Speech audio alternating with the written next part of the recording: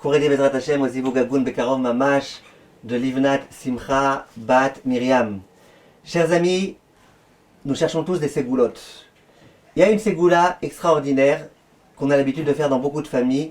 C'est que lors de la Havdalah, au moment où on sert le verre de vin, qu'on fasse un petit peu déborder. C'est une halakha qui est rapportée par le Rama, Siman Resh Sadik Vav Saïf Bet. Il est écrit Venoagim lishpoch mikos el yain al haaretz.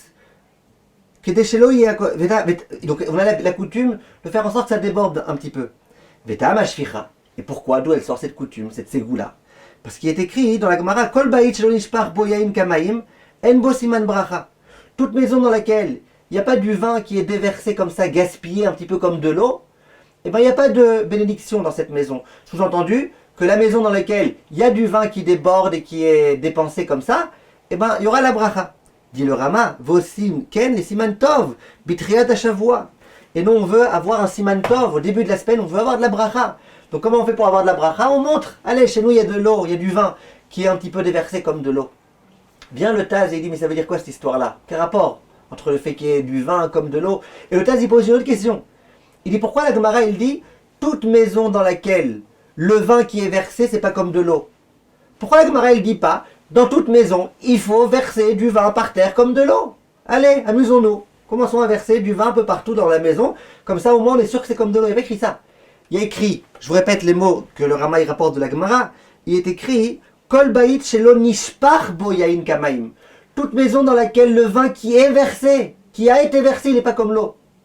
On aurait dû dire que dans les maisons, il faut verser du vin. Ou toute maison dans laquelle on ne verse pas du vin comme de l'eau. Vient le Taz et il dit en fait de quoi il s'agit.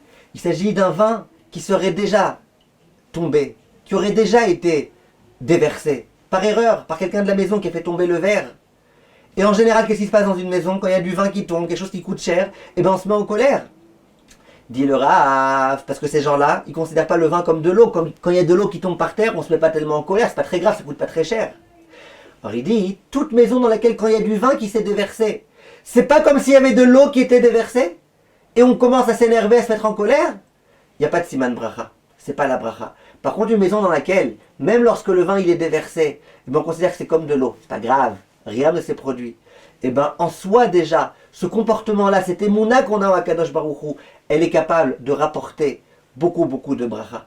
Et donc, à Motzei Shabbat, on déverse un peu de vin pour bien montrer, c'est pas très grave, non, on s'inquiète pas trop. Évidemment, le Chafetz Chaim il dit, faut pas trop verser de vin à l'extérieur, parce que c'est dommage, c'est du bel tashrit, bisayon mashkim, on abîme une boisson qui pouvait être bue.